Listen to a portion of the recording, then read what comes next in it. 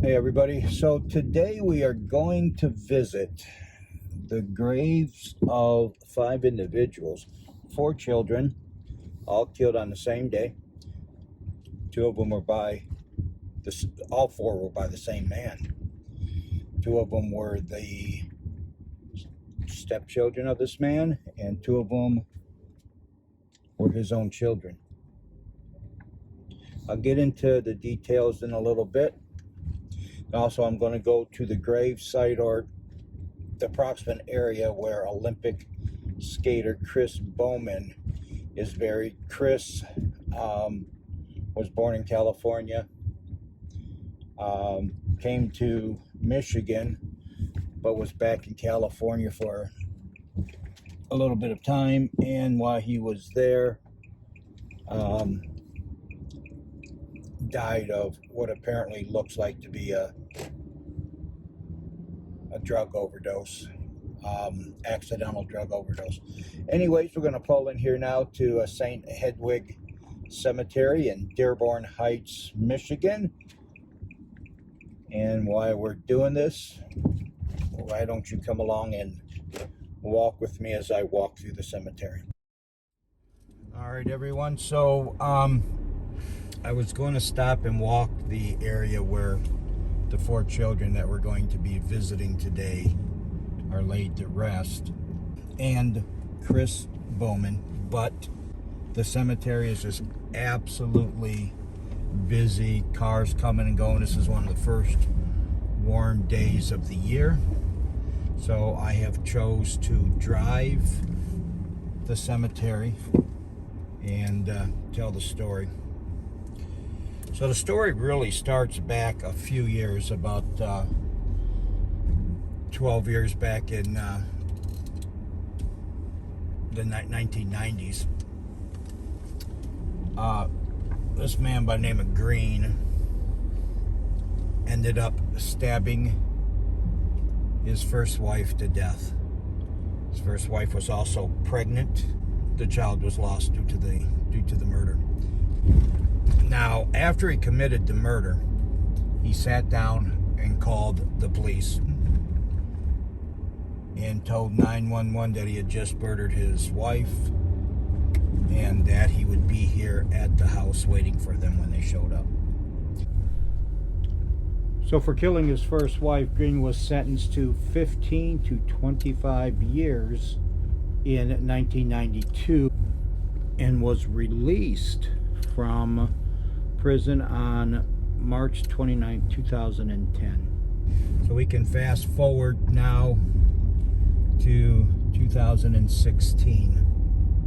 Early in the morning on September 21st, 2016, Faith Green found herself bound with duct tape and zip ties in the basement of her home. Her foot had been shot and her face had been slashed with a box cutter.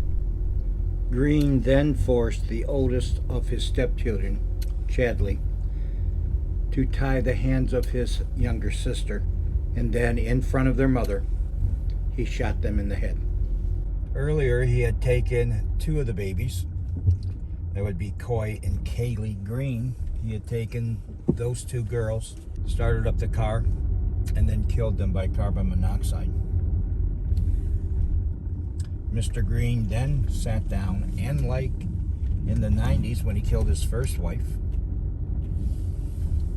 he then called 911 and told the police what he did, and then waited to the police to show up. What's really ironic about this case is that Mr. Green, all his time in prison, kept coming up for parole and was not granted parole. He had belonged to a church where a reverend there by the name of Reverend Hill, who would ironically end up becoming his father-in-law, had known him from his church days and believed the man just lost it when he killed his first wife and that he was due redemption. So Reverend Hill, on behalf of Mr. Green, decided to rally for his release from prison. Now, somewhere in the mix, I'm not sure how it happened, but Mr. Green and Reverend Hill's daughter apparently developed a relationship. I have no idea if this happened before, during,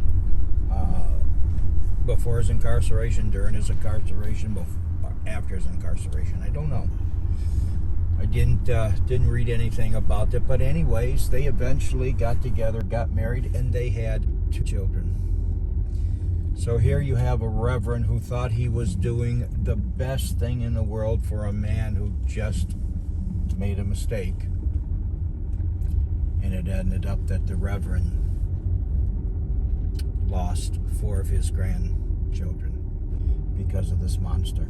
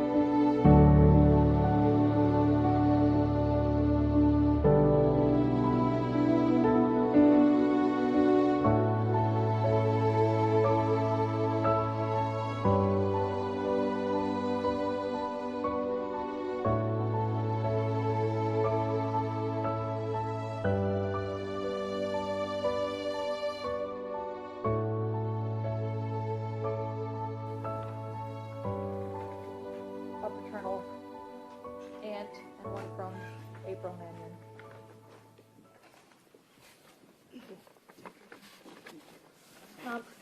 Please state your name for the record. Faith Green. Okay. Good morning, Your Honor. I'm not happy. I'm not satisfied with the outcome. There's no punishment that fits the crime. Not even torture and death would be justice. Your justice will come when you burn in hell for all eternity for murdering 4 innocent children, all because you're insecure as a man. Plus the other 2 lives you took. You are a con artist, you are a monster, you are a devil in disguise. You are now forever exposed. I've thought over and over again what I would say, even though it doesn't even matter. First of all, I am not and did not and will not suffer like you intended for me to do. What you tried to do didn't work. I am and was a damn great mother to all of my children. I was their mother and father. I'm the one who took out the time with each and every one of them. I taught them how to do things as well as people in my family and friends. I taught Chadney how to treat a woman with respect, how to fill out a job application, mock interviews, how to pay bills, encouraging him to give his all in his schooling, producing movies and his drawings. He was a great artist.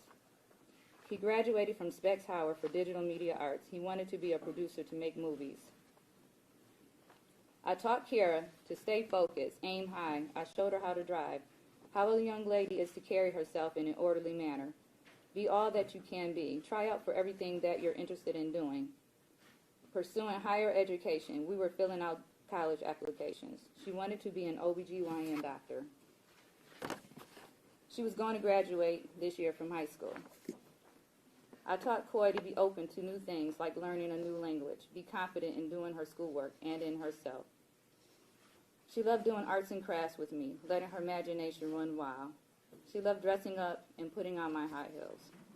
She would make me laugh, looking at me over her glasses, like a little old lady. She loved ballet, cheerleading, and planting flowers with me. My Kaylee had the greatest memory. She loved singing. She loved to carry her purse, which was always filled with hand sanitizer and lip gloss. She loved getting her nails painted and sometimes doing it herself. She also loved ballet and cheerleading. She loved balloons and playing outside. I taught them to be giving, loving, and respectful, to help others, to volunteer. They were not selfish children. Coy and Kaylee were learning about kids less fortunate than themselves. I took them with me to purchase items for Christmas and explained to them what we were doing to make them happy. I always encouraged them and told them that they can do anything they put their minds to do. Those are the lives that you took.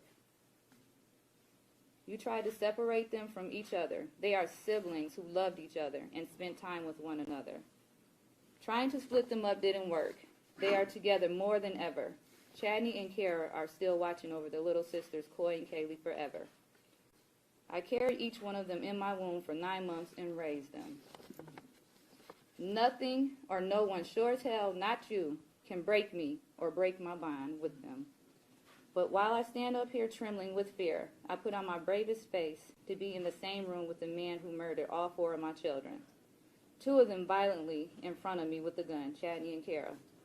And he killed my other 2 babies, Coy and Kaylee, with a hose that ran from the tailpipe of his car to where they were innocently sleeping. As if that wasn't enough, let me tell you about some of the devastation that it has actually done to me and my family.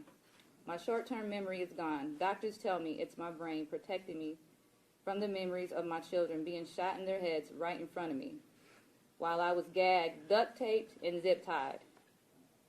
Every time I find strength to get out of bed, as soon as I walk, I'm in extreme pain, sharp pain, from where he shot me in my foot. They don't know if I'll ever walk again without pain. Think about that for a second. Never being able to again to walk without pain. My doctors say I have post-traumatic stress disorder. That's where the migraines and nightmares come from. Sometimes I dream of the night all this happened and wake up screaming and sweating, thinking that I can save my children somehow. Then I realize that the nightmare is actually reality and my children are really gone, and I try to find the strength to start my day somehow. Other times, there's just crazy nightmares that I wake up from in fear and try to understand them, but I'm told that they all link back to this horrific experience I have had. I can't think of the last time I really rested without medication. I can still feel the zip ties around my wrist, and it triggers horrible memories of that night. There's times I find myself drifting off into thought and then realize I'm not thinking of anything. I'm empty. Lost. I'm lost, not really knowing what to do with myself, just existing day to day. I miss my children so much that words will never be able to explain. All I ever wanted to be was a mother, a wife, have a happy family, raise my children to be productive members of society, and be happy. The reality I face now is this will never happen for me. Time will never heal this wound. I will always be empty. A part of me will always be missing. If the day ever comes when I do wake up, and it's not the first thing that I think about, when I look in the mirror, I will always be reminded by the scars he put on my face, cutting me from my ears to my chin with a razor blade box cutter. The pain on the left side of my face never goes away. He cut me so deep that it severed multiple nerves that may never heal correctly. I lost so much blood. I was in critical condition for days. I should have died. Some days I wish I would have. He has scarred me for life. My whole family is devastated emotionally by what has happened. But it has extremely been hard on my parents. They love their grandchildren with all their hearts.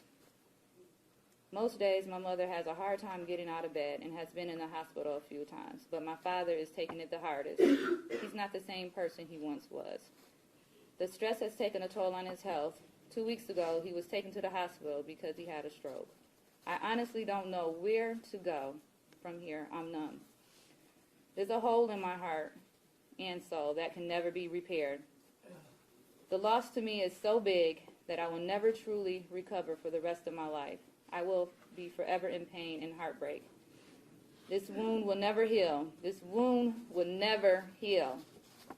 I would like to thank the court and you, Your Honor, for the time you have allowed me to speak. I would like to thank the prosecutor's office and staff and all the police officers who helped in this case.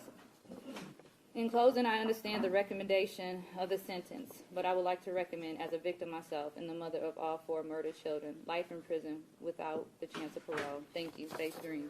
Okay, so this will conclude today's visit for St. Hedwig's Cemetery here located in Dearborn Heights, Michigan, where we visit the graves of the Green and the Allen children, and also the unmarked grave somewhere in that area of Chris Bowman, Olympic skater who died in 2008. Thanks for visiting with me, and we'll see you on the next